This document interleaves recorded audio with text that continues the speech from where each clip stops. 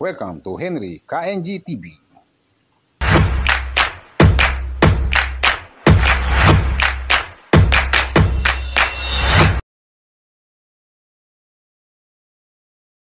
Good morning po.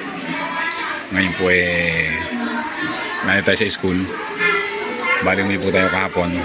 Tapos nga, mamaya po may biyahe po ulit tayo. Papunta naman ng Pampanga. Ngayon po umaga.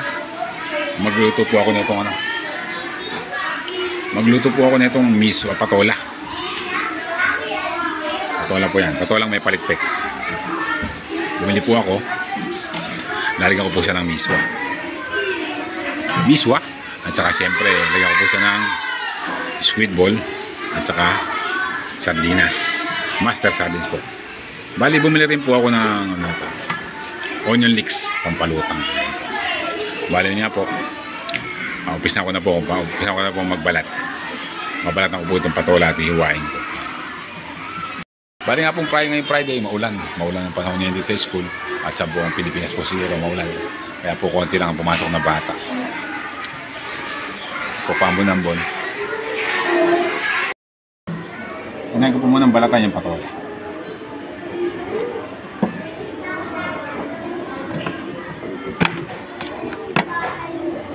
Apa po ito, kaya pag-hiwa-hiwa. Ano lang ako siyang tatlong putol para madali siyang balatan. Yung ganyan po balat ng patola. Maganda po sa akin ito, may peeler. Wala po kasing peeler.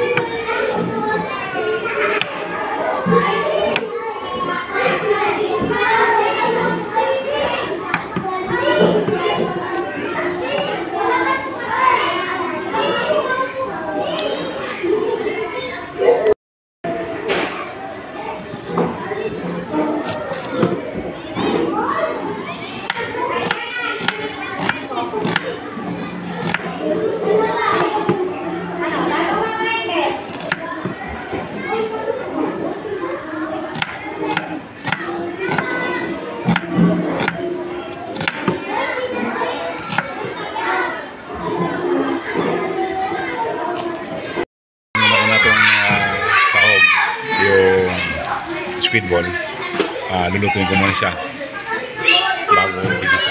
Okay. Ako yung squid ball, set aside muna. Tapos sinad ko na yung bawang or yung garlic. Totoasted ko yung garlic para lumutang siya kapag naluto. Talaga. Ay, nilagay ko na yung onion. Tapos nagtira po ako nito, yung garlic, pampalutang naman.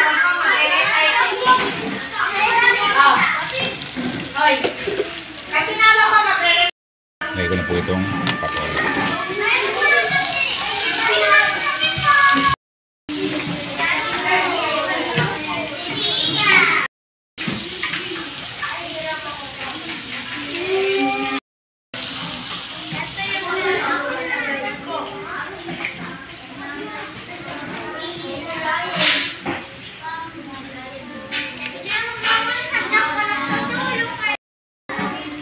Napapakuloy na po natin yan kapag kumulo na. Pag kumulo na po, ilagay na po natin itong squid ball.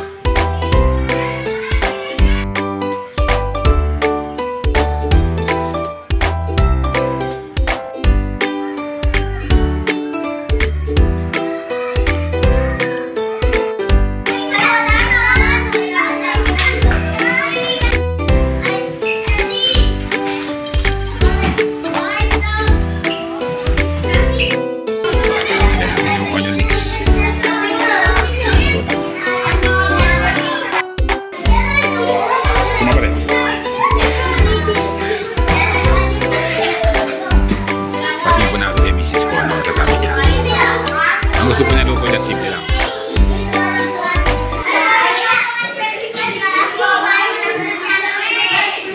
Sarap na. Kaya may laman.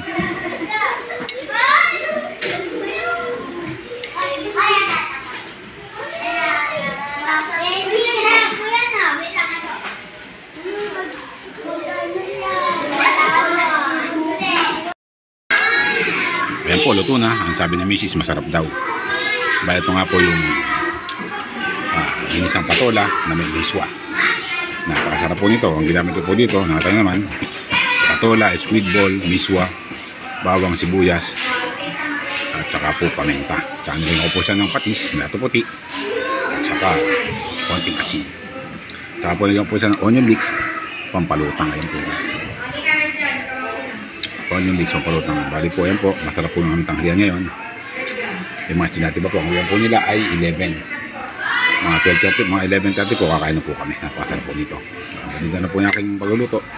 Good morning po sa inyo lahat. Maraming salamat po.